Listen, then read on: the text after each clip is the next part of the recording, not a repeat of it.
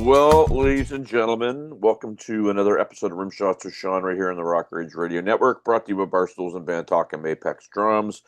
I have all the way from Temecula, California, which I know. He was surprised, I think, that I said I knew it. Mr. Chris Gates from Kings of Karma. How are you? Woo, doing great, man. It's good to be here. Well, I appreciate you being here, and we call this, I guess, the Curtain Call Corner. It's we're trying to come up with a snappy name, but that's been working so far. So, tell me a little bit about Kings of Karma. The Kings of Karma is a rock and roll band. We specialize in rock and roll. I don't like to use the word classic, but it's classic rock, I guess. Sure. I like to say modern vintage. Uh, But we're just a good blues soul rock and roll band, man. If you like the Black Crowes, Aerosmith, those are kind of like the ones right there. If they made a baby, that would be us. well, and I'm glad you. It's one of those questions where I always apologize when I say it because when I'm trying to introduce my audience to a band that they may have not heard of before, I do the compare, and I hate the compare game. But Black Crowes meets Aerosmith. That sounds to me like a lot of fun. Um, Tell me a little bit more. How long has the band been together? Band's been together close to like 10 years now. Just trying to perfect that craft and get it out there for people to listen to. We're all songwriters, so it kind of helps fuel everything because we just write constant songs all the time, and we're always trying to perfect what we're trying to do. It's an incredible band. We have incredible guitarist, bass player, drummer, singers, harmonies, all that kind of stuff, organs, piano. We try to be diverse because, I mean, like you were saying earlier, you don't like to compare to other bands, but let's be honest, man, without those bands, you and I wouldn't be sitting here. So we're obviously heavily influenced by these guys, so I don't mind using the comparison. Well, and I think in this day and age, it seems to me like people don't necessarily want to wear their influences on their sleeve, which to me is kind of silly because I mean, you're never going to sound exactly like somebody that you've grown up listening to. Yeah. Um, but I think that people's attention spans are so weak these days that if you can pull them in by doing that comparable, I think Yeah. it's a positive thing. I've always liked to say, when you listen to our music, it's original but familiar. Yeah. Sounds like something you've heard, before, but you haven't. But that's the beauty of it, like you said, because people's attention spans are kind of shorter nowadays than they used to be. So you have to do something that's going to catch them right then and there. And people love Aerosmith, people love the Crows. So it's just like if you Zeppelin, all that. So it's like if you have that kind of sound, it kind of gets people a little bit more interested. Oh, I'm going to check this out because I love that band. And then they're like, oh shit, I've never heard this song before. So I like these guys. Well, and again with the attention spans, what there people don't go looking for music, right? They gotta be fed it in this day Yeah, and age. very much so. So to your point, if you can say, hey, well, we're an Aerosmith Crows, I mean, I think people's they're automatically going, oh, I'm going to check that out just Yeah. because they're interested, right? Oh yeah, definitely. And it helps. Like my style of vocals sometimes definitely sounds like Robert Plant. And so a lot of people know me for sounding like that. And I don't know, like some people get kind of like, oh, don't compare me to that, to me, I'm honored. I'm like, do you know how hard I worked to try to get my vocals to sound like Robert Right, Plant? That's not an easy singer to emulate, right. So it's like if somebody's gonna be like, you sound like Robert Plant, I'll be like, well, shit, I did my job. Thank you. Well, and I mean, I'm a drummer myself, right? So I mean, if I That's play something and somebody says, "Well, where'd you come up with that, Phil?" It's usually the running gag is this album, this side, this cut, second verse, like because there's of just course. it's really hard to be original these days, right?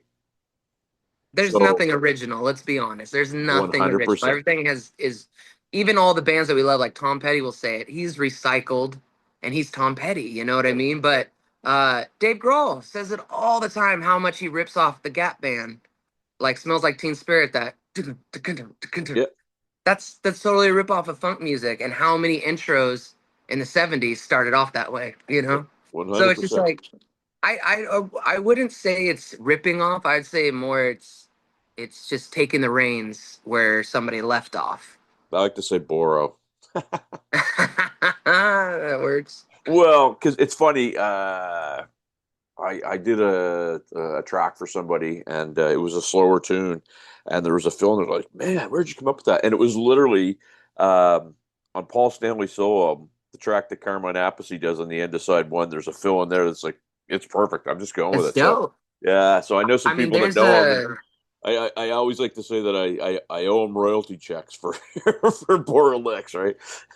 hell yeah. Well, I mean, like I'm a big Motown fan, Yep. so there's a lot of great R&B singers that I definitely can say are a huge influence on me because my thing is this is you know, there's a really good band out there right now called the band Feel. Mhm. I don't know if you've heard of them, but I they're have. I haven't kind heard of on them, the but rise right yeah, now. They're great.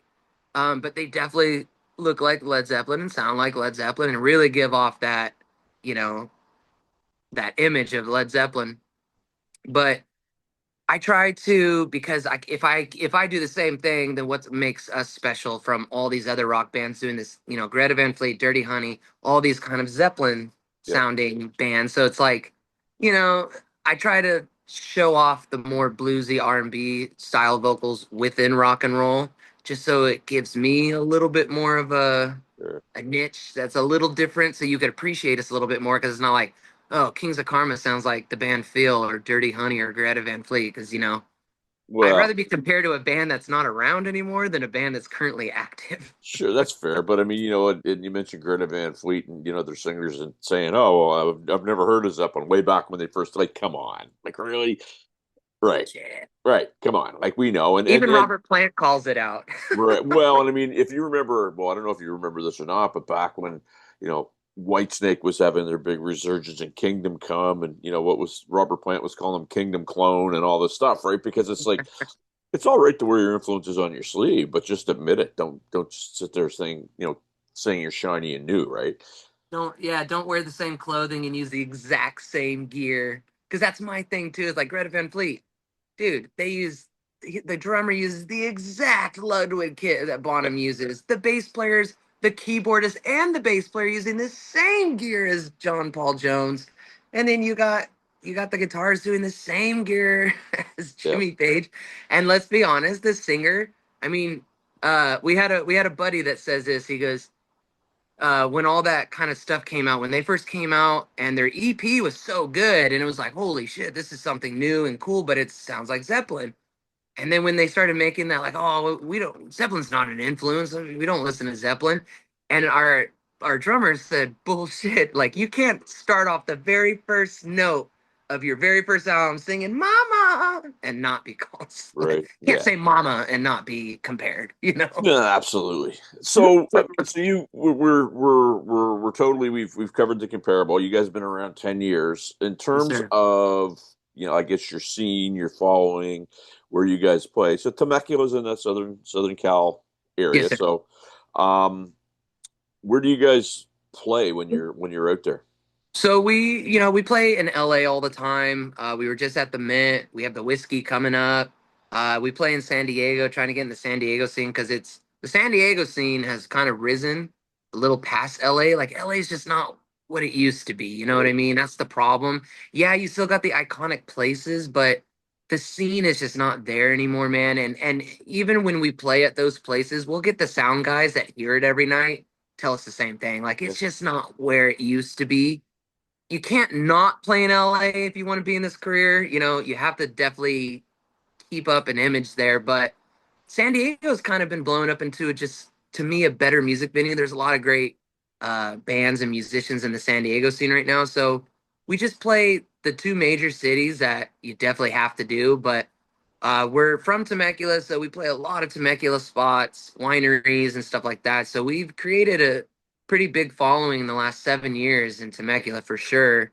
And then, but we travel everywhere. So like right now with our new album, Bite the Bullet, that just came out a couple months ago, we're out promoting that. So we're going to be going out of state because personally, uh, me and my partner Joe we know that with our kind of music, the Midwest and the South and the East Coast would appreciate us way more than Southern California does. As much as I love my home state, to me, it's just in the for rock and roll in the music industry, it's just not the place that you're gonna get picked up. And so like you have to play Ohio and Michigan and stuff because even when we've toured and gone out there, like you could tell people appreciate live music differently over on that side of the country. And you don't have to like hope there'll be more than 7 people. There usually is always a lot of people because they always want to see live music. Mhm. And if you just so happen to be a great fucking band that has to be playing, then they're really going to be appreciative. And I think that's kind of our goal this year is trying to get more towards the Midwest and stuff because I think our music will be appreciated a little bit more out there.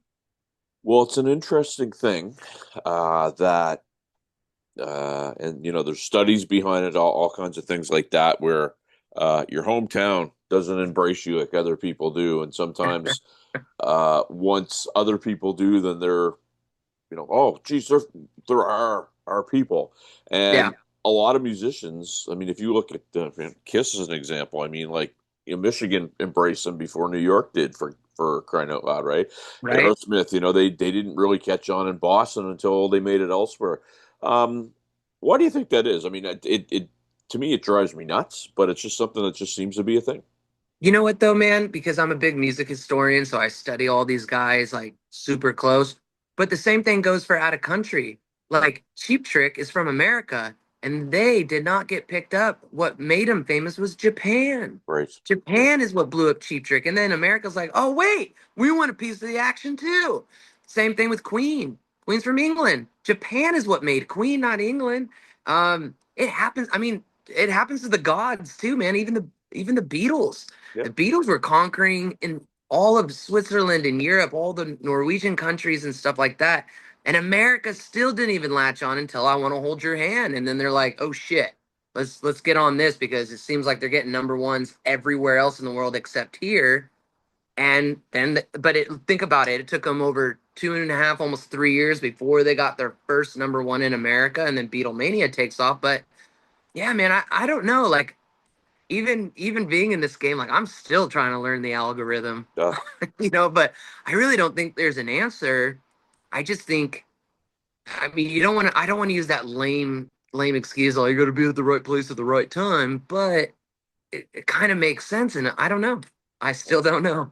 When I I find out, I'll let you know. Well, and I think there's a lot of I hate to say petty jealousy involved, but I happen to think like where I'm from, like I'm up in Halifax, Nova Scotia, Canada, so I'm the east coast of Canada, and what latches on with Canadian music is bizarre. Like we have a little band up here called Rush, right? I mean, Cleveland, Ohio broke Rush before I Canada was about to did, say they right? didn't even make it in Canada. Right. April Wine is another band, and it was like Iowa and that, the Midwest that kind of did that. I just think that we're not big enough until we're big enough, and then all of a sudden we're all in. You know what I mean? But in a sense of what we've been talking about, it's kind of like we kind of answered our own question in a sense Yeah. because think about Ohio, Iowa, Michigan. You know what I mean? Like, so Blue maybe that's collar, the lunch trick. Go to pail the people. Midwest. Any Absolutely. bands out there, if you want to make it, go to the Midwest. They'll Oh, take you in. and I think a very important thing, this is just my 2 cents, but if you want to make it in this business, you don't give two craps about your hometown turning their back on you. You just go Yeah. where people want you, and if they come around, they come around.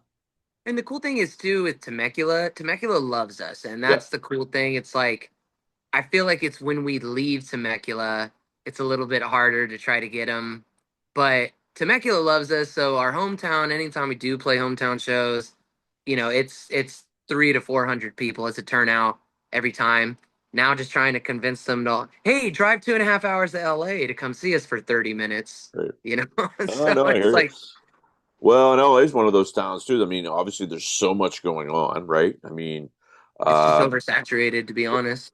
well, it is, and to win hearts is a little bit different. Now, you mentioned the whiskey, so a friend of mine books that room, um, and they seem to be getting everything in their dog in there these days. There doesn't necessarily seem to be one sort of set thing.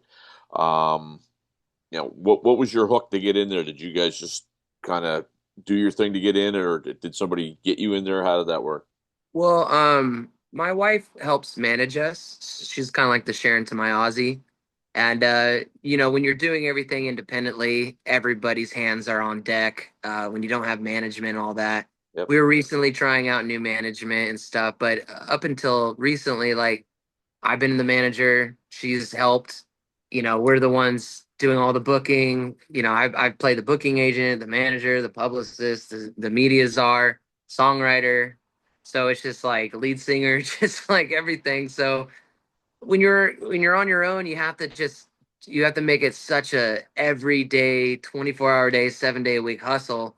And once that hustling pays off, then you start creating a team. And once you got that team, then you got everybody who's a professional at what they're supposed to do. Like I'm a songwriter, man. That's what I do. So let me do that. I don't want to be a booking agent. That's not my gag. But there are people out there that specifically do that, and that's what they're passionate about, and they're good at it. So it's Yep. like I'd rather that person do it so I don't have to do it. But in the meantime, we do what we got to do. I'm a salesman, so I kind of just took that on because I just know how to get to people. But yeah, man, it's definitely a hustle, and you can't give up until it's time to give up. But we ain't done yet. Yeah, and I mean I think that's an important message there because I think everybody thinks they're good at everything, right?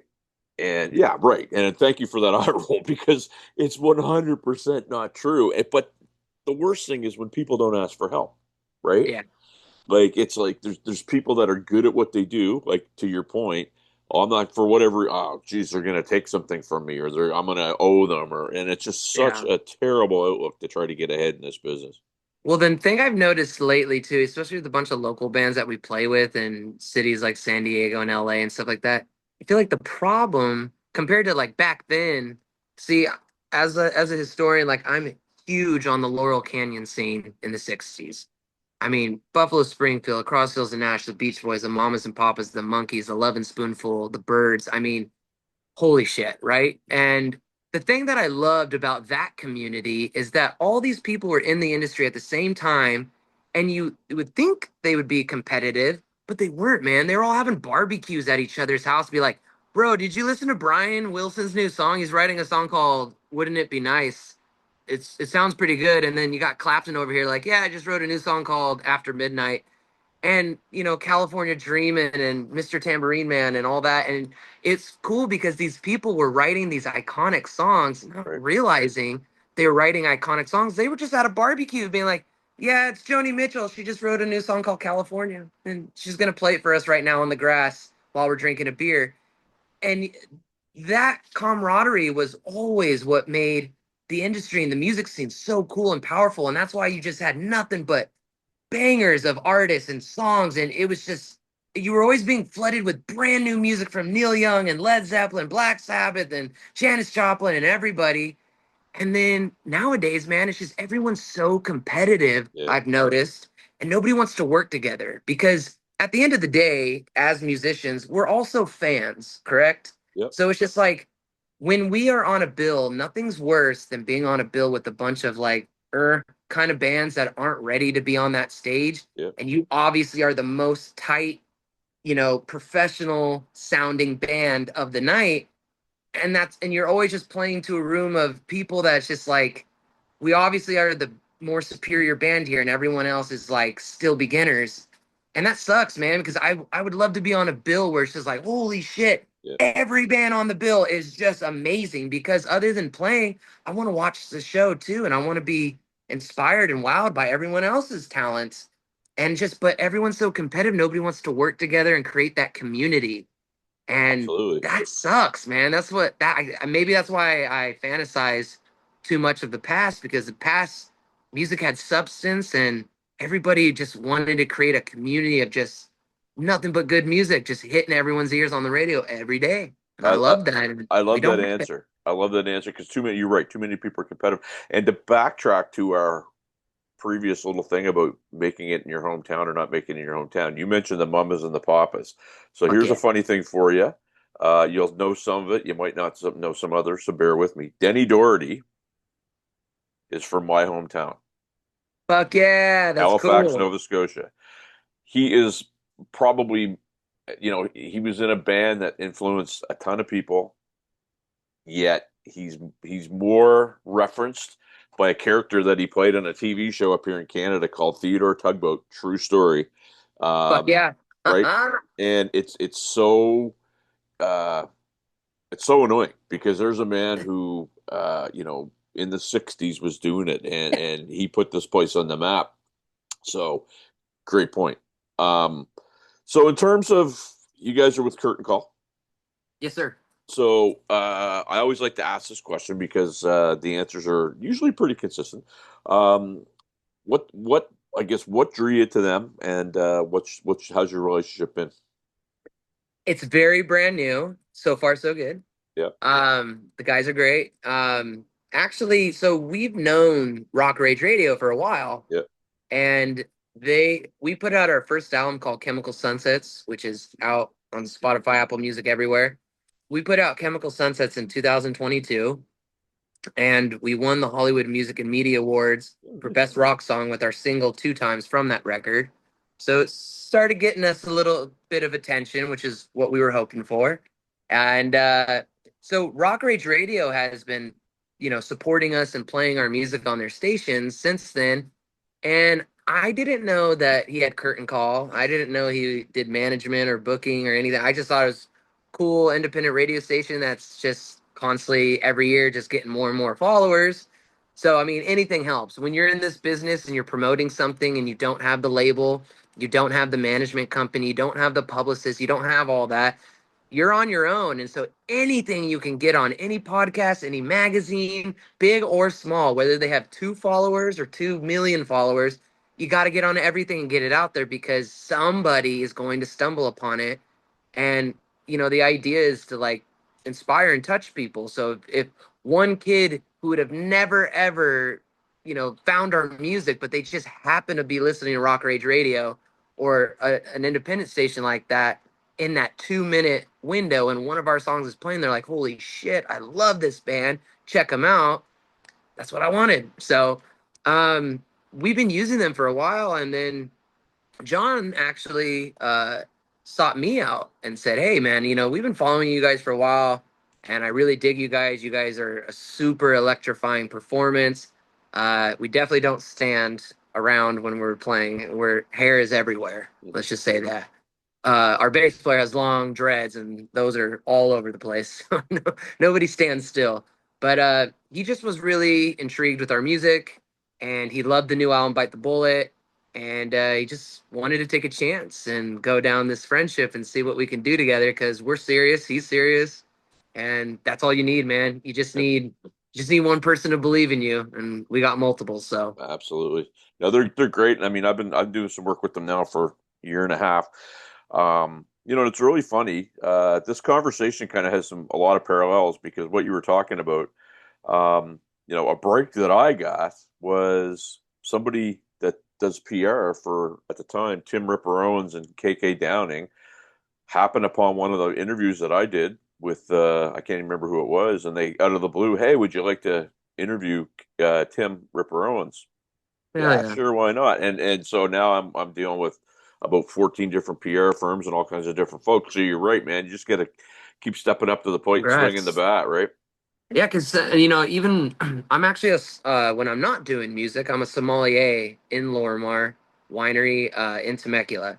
Ah, So I know my wine, yeah. but I also took that side gig because I understood networking and relationships. And boy, oh boy, do a lot of important people come through there, and you don't know who you're ever going to meet. I met a man that's literally the president of 10 major radio stations out in the Midwest of Ohio, Iowa, Michigan, Illinois, and Kentucky, and something else. But he was like the president of the 10 major stations out there, and he just happened to be on vacation to California with his wife. They wanted to come out and try out wine, so they came to Temecula Winery, and I happened to be working. They stumbled in. I was serving them, and get to talking. Finds out I'm a musician. He goes, "Yeah, I'm president of all these radio stations." I'm like, "Well, I think we're gonna be best friends," Yeah. and you know what I mean. So that was the cool part,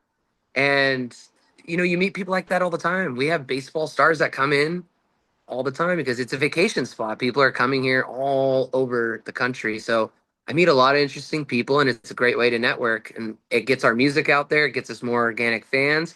Because, I use that as like, dude, take one of our business cards and a sticker, and people right there while they're drinking wines, start following us right there on Instagram and Spotify and everything. We're going to listen to your album in the car on the next winery. So it's just like, to me, you're just pumping out new fans and possibly new opportunities.